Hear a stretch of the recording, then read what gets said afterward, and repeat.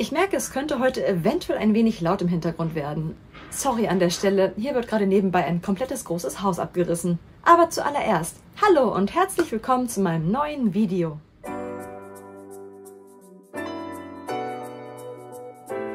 Ihr plant eure allererste Japanreise und wollt natürlich, dass diese ein voller Erfolg wird. Aber da stellt sich natürlich die Frage, zu welcher Zeit ist es eigentlich am besten, auf die Insel zu fliegen? In diesem Video erkläre ich euch, wann eigentlich genau der beste Zeitpunkt für eine Japanreise ist und was jede der Jahreszeiten hier generell für euch zu bieten hat und vor allem, worauf ihr achten solltet. Los geht's! Wenn es zu der großen und wichtigen Frage kommt, wann ist der beste Zeitpunkt, gibt es eigentlich eine sehr einfache Antwort. Einen Trip nach Japan bzw. Tokio sollte man am besten zwischen März und Mai einplanen. Da wird es nämlich durch den Frühlingsanfang etwas wärmer, was echt angenehm ist von den Temperaturen her. Und vor allem ist das noch der Zeitraum vor der langen, dunklen, kalten, nassen Regensaison. Es gibt aber noch einen weiteren Zeitpunkt, der sehr zu empfehlen ist. Und zwar ist dieser zwischen Oktober und November. Gerade dann, wenn es anfängt, hier richtig schön bunt zu werden mit dem Herbstlaub. Zu dieser Zeit sind die Temperaturen auch immer noch sehr angenehm. So insgesamt betrachtet muss ich aber sagen, dass jede Jahreszeit in Japan so ihren ganz eigenen Charme hat. Ich meine, selbst der Sommer, der von den Temperaturen her sehr unerträglich sein kann, verzaubert durch seine wunderschönen Matsuri- und Hanabi-Events. Aber machen wir es mal ganz chronologisch und fangen mit dem Anfang des Jahres an. Und zwar geht es hier los mit dem Winter. Und dazu zählt allerdings auch immer noch der Dezember vom letzten Jahr dann immer. Also Dezember, Januar und Februar zählen hier noch zum Winter. Vorab sei gesagt, dass der Februar hier sehr häufig sogar immer noch der kälteste Monat des Jahres sein kann. Also Obacht, wenn man kälteempfindlich ist. Gut einpacken. Ja, es ist zwar die kälteste Jahreszeit, aber auch die weiß zu begeistern. Denn genau diese Jahreszeit eignet sich eigentlich perfekt für wunderschöne Ryokan-Besuche, denn es gibt eigentlich nichts Schöneres, als ein heißes Onsen in einer schneebedeckten Landschaft zu genießen. Außerdem, wer natürlich sehr sportlich begeistert ist, sollte wissen, dass Japan wirklich eine große Vielzahl an tollen Wintersportgebieten parat hält. Und einige davon sind gar nicht so weit weg von Tokio und es gibt sogar sehr praktische Ticketsets, die man so zusammen buchen kann, wo zum Beispiel das Shinkansen-Ticket und das vom Skilift included ist. Wer aber nicht so der Sportfan ist und den es nicht jetzt unbedingt so in die Natur und in die Berge zieht, der kann sich natürlich auch eine tolle Zeit in den Städten machen. Gerade im Winter eignen sich besonders die Aussichtspunkte. Denn genau im Winter hat man bei klarem Wetter einen perfekten, wundervollen Blick auf den Fujisan, der zu der Zeit schneebedeckt ist. Und ich sagen muss, dass dieses eigentlich ja so das schönste Bild des Fujisan ist, was man bekommen kann. Und um den Tag dann perfekt abzurunden, kann man sich eine oder mehrere der unzähligen Illuminations hier anschauen. Der Frühling, ja, meine allerliebste Jahreszeit in Japan. Der Frühling geht in Japan von März bis Mai und ist ganz besonders für eine sehr bekannte Sache berühmt, und zwar die Kirschblüten. Dementsprechend ist es zu der Zeit natürlich auch sehr, sehr voll. Besonders an den sehr beliebten und bekannten Hanami-Spots in Tokio. Und es empfiehlt sich eigentlich eher, Kirschblütenbäume zu betrachten an nicht so belebten Stellen, denn die Bäume wachsen ja eigentlich gefühlt überall.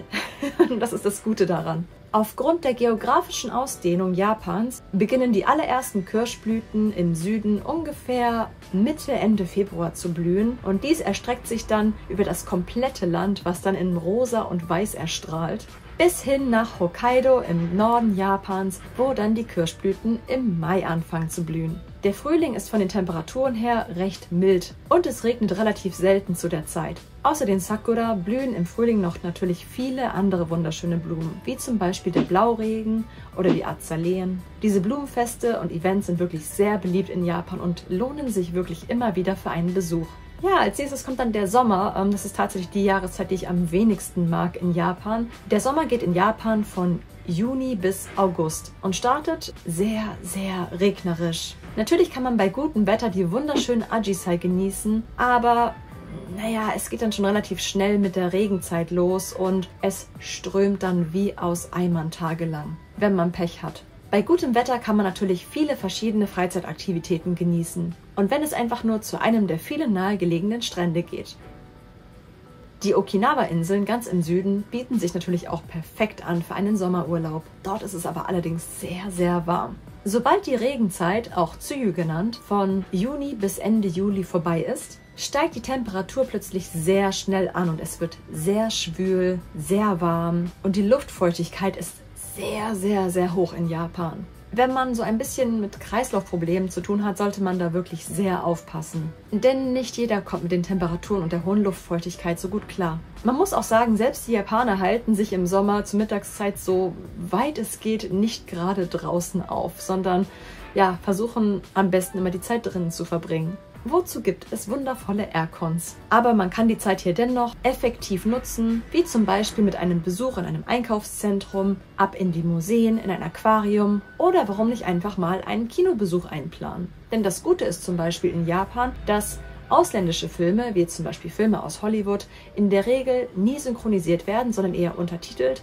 und diese Filme dann dementsprechend auf Englisch gezeigt werden. Und das absolute Highlight im Sommer, was wirklich eigentlich so gesehen das Wunderschönste ist zu dieser Jahreszeit, das sind die Sommermatsuri und die Hanabi-Events, die sich wirklich immer wieder lohnen. Die Atmosphäre ist einfach immer wieder wunderschön. Und das Gute daran ist, diese Events sind komplett umsonst und man kann nach Lust und Laune mitfeiern. Kommen wir nun zur nächsten Jahreszeit und zwar dem Herbst. Der Herbst geht in Japan von September bis November. Sobald sich die Sommerhitze dem Ende neigt, wird es wieder sehr angenehm von den Temperaturen her. Das ganz große Highlight vom Herbst sind natürlich die wunderschönen bunten Blätter in Japan. Seien es nun die knallgelben Ginkgo-Bäume oder der rote Ahorn. Ich empfehle zu dieser Jahreszeit sehr, einfach ab in die Natur zu reisen und das Herbstlaub zu bewundern. Es ist wirklich wunderschön. Aber Achtung, auch der Herbst kann ein bisschen tückisch sein, denn zu dieser Zeit kann es sehr stark, wenn man Pech hat, zu Taifunen kommen. Denn in der Regel, während diesem Temperaturumschwung zwischen September und Oktober, kann es sein, dass es wieder richtig stark regnet, stürmisch wird und teilweise auch sogar so stark ausartet, dass Flüge abgesagt werden müssen.